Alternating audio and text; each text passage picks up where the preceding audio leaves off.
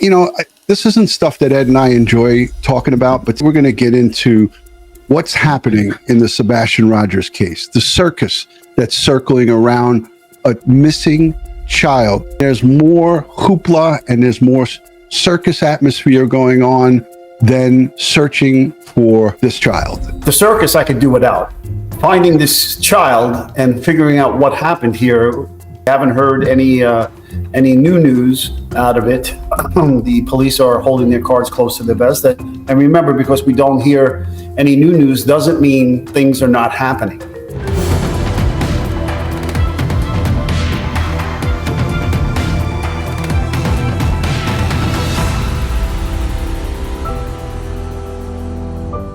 The TBI, the FBI, and we know that Secret Service is also involved. They have multiple agencies working this case, but because there's not a lot of talk about it, it's got some of the people who are covering this case. And one of them I'm going to mention by name, Bullhorn Betty, was brought into court and issued numerous protection orders by Chris Proudfoot and his side of the family, Katie, Chris. You have the biological father, Seth Rogers, and you have Sebastian's mom, biological mom. But there's this wild circus atmosphere. And Bullhorn Betty, I don't even like to give her airtime, but I have to now. This has gone way too far. First with Gabby Petito in 2021, Summer Wells, look at little Quentin Simon. That case in Georgia was a cluster. And it was so much of a cluster that the police down in that jurisdiction in Georgia, Chatham County, they had to install no trespassing or no loitering signs on the block. There was a guy who was in hospice in one of the neighboring homes in that case, and they were out there causing a ruckus. It wasn't just her in that one, it was a bunch of people. But she's got a whole long history of bullshit, and I call her Bullshit Betty, not Bullhorn Betty. The reason I call her that is because she's shown her true colors. She's shown her cards. She doesn't care one bit about these victims. She cares about lining her pockets and making money. And I don't watch much of her, but I mean, I had to now go and look now that we see this. It's a disgrace. Ed, I know you got a lot to say.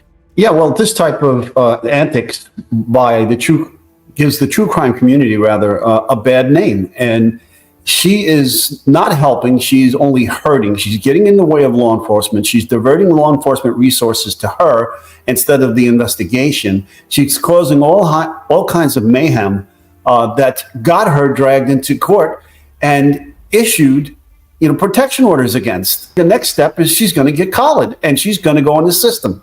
Right. Okay. Now she doesn't live in these communities. She travels to these communities and causes this mayhem. Okay.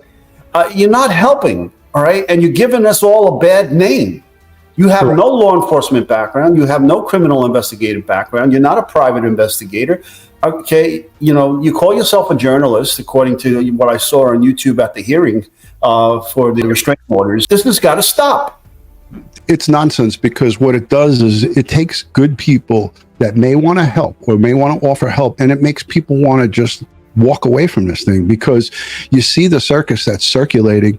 Law enforcement is not going to waver from their job. They have a job to do, and their job is to find out what happened to Sebastian Rogers. This is really unbelievable. 4 hours. They played a 9-minute video from Bullshit Betty's YouTube channel. They showed the judge all the evidence that they have against her. It's despicable. Well, the mom and stepdad of a missing boy just won a legal battle against a YouTuber who's covering that case. This all started when 15-year-old Sebastian Rogers disappeared back in February. A month later, true crime social media influencer known as Bullhorn Betty. I don't call her any influencer or any true crime, nothing. She is Bullshit Betty. Started posting videos about the Sebastian case. Well, in July, Sebastian's mother filed an order of protection against Betty. Then the following month, Betty, whose real name is Andra Griffin, was arrested, and that was for violating that order. In this temporary order of protection obtained by News 2, Christopher Proudfoot claims that Andra Griffin stalked and harassed him and his family. The defense for Griffin argued for the First Amendment rights of the YouTuber, saying she expresses only her opinion and has covered multiple missing persons cases in a similar matter. She has up multiple missing person cases with her outrageous behavior. She hasn't covered them. She has made them into a circus. Griffin testified several times, saying she never initiated direct contact with Christopher or had ever met him. In response, the prosecution submitted a 9-minute video as evidence of Griffin's prior YouTube videos. In one of the clips, you can see Griffin as she shares her opinion, saying she indicated Sebastian's mom and dad had the knowledge of how to dispose of a body. She added she believes they may have had something to do with Sebastian's disappearance. If you want to go and search for somebody, or you want to help try to find someone who's missing, that doesn't mean you're going to play investigator. Ed, you're a private investigator yourself about stuff like this. Where does she go wrong? Where do people on YouTube go wrong when they take it to the next level? So it's funny. In order to do those kind of things, you need to be a private investigator. So Ed's digging out for his credentials now. here's my 2 licenses in the state of New York and New Jersey. Okay. I am a licensed private detective, unlike other people who say they're licensed when they only registered a company as an LLC. Anyhow, and don't have a private detective's license. And then you have to carry insurance, and you have to have a bond, and you have to do all these things. Now you also have to have a client. You just can't inject yourself as a private detective into a criminal investigation. You know, a family member or a loved one can hire you to conduct a private investigation of what transpired. Yeah, okay, but you still can't interfere with a criminal investigation conducted by the law enforcement agency. And printing your own license, as someone said here, we don't know if she did or didn't do that, but printing your own license, that's a crime in itself. Yes, so criminal possession of a forged instrument, and you're creating fraudulent documents. And in addition, if she's going to be claiming to be a press, now the press has to have credentials, and the press gets the credentials from various law enforcement agencies. So, that's another thing. She doesn't have these things, and we don't either.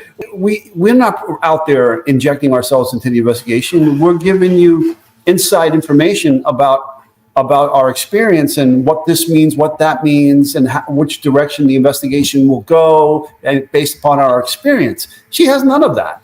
That's what's unbelievable. And, authorities know this. They know she's in the courts here. They have their own court clerks and law clerks that look into her background, look into these things. But as far as it goes with this protection order, I looked it up, and it is a civil proceeding to get a protection order. But once you break them, they become Class A misdemeanors. And it's alleged, and it's talked about here, that she's broken some of these orders of protection, these protection orders, as they call them in Tennessee. But they are punishable by 11 months and 29 days. And do the math, that's a year in prison. And if she broke 6 of them, or 4 of them, or 2 of them, or 3 of them, or whatever the number is that she's broke, you could be, if it's 6, she's looking at possibly 6 years in jail. She added she believes they may have had something to do with Sebastian's disappearance. It is important to note that law enforcement has not said any foul play was involved in the disappearance of Sebastian. Christopher took the stand next, saying he felt threatened by Griffin. When your client goes to my job, my house, my campsites, yes, that is stalking. On that you just testified to, have you ever spoken or communicated with Mr. Proudfoot in any form? No, sir. So that's a lie. She lied on the stand. When she was just asked that question, she said, no, sir, because she did this to herself, Ed. She played on her YouTube channel a voicemail that she left on Chris Proudfoot's phone, whether it was through a direct message on Facebook or social media. She made this funny video where she was laughing. And this video she made in June of this year. It's Bullhorn Betty. I did want to stop by because I saw you on another channel that protects criminals, which is kind of odd that you circulate those channels. However, there was one comment that you made about how we need to take law classes. And I just wanted to let you know, I don't know if you know this about me, that I worked in law offices for years. I have a paralegal degree. June of this year, she made that video saying, ha, ha, ha, I contacted him. Here's my voicemail I left him. She's her own worst enemy. And who is she affecting here? She's affecting Sebastian Rogers. Not helping anybody, Ed. She's affecting this boy. She is taking the attention away, and the media is covering this, and the judge has a 4-hour courtroom opening here. It's just ridiculous. Yeah, and I looked it up. She has 36.9 thousand subscribers. She's got them all fooled, and the people who are sending her money. Look, I mean, everybody, is allowed to have their opinions and their beliefs. Absolutely. Okay? Right, but you cannot then project your opinions and your beliefs into the public arena with not having dotted your I's and crossed your T's and understanding the ramifications of saying something that may be untrue, and the defamation that may occur, the character assassination that may occur with things like this. Okay, look at this comment right here. This is how people are very, very tricked by this bull. Oh, this is a Bullhorn Betty bash. Gotcha. No, it's not a Bullhorn Betty bash. This is what she did to herself. I unfortunately have to make a statement on this because this is a case that we all cover and that it's near and dear. Our friends from EchoSearch went and searched for this young boy, went and searched for this missing kid, and Dave and Twyla went there twice searching for Sebastian. Amber, this is not just about Bullhorn Betty. There are other YouTube true crime people that do this nonsense. And I said that in the beginning. So if you were listening in the beginning, then you would have heard me say how they're hurting our genre. Okay? How they're hurting these criminal investigations with their antics. It wasn't just about Bullhorn Betty, but she's just the prime example right now because she has these order of protections against her. Yeah. And as soon as she gets them, she walks outside and bashes the judge. Right. This is just us covering her shit show, her own created shit show that she is doing. She thinks that she's above the law, and that's not the case. She should go and search for Sebastian Rogers. If you really want to find the kid, I don't really see you doing much searching. We've never claimed to go. We're not ones that go out and search. We will help fund or send people to search, like EchoSearch Midwest. We're the law enforcement liaison with them.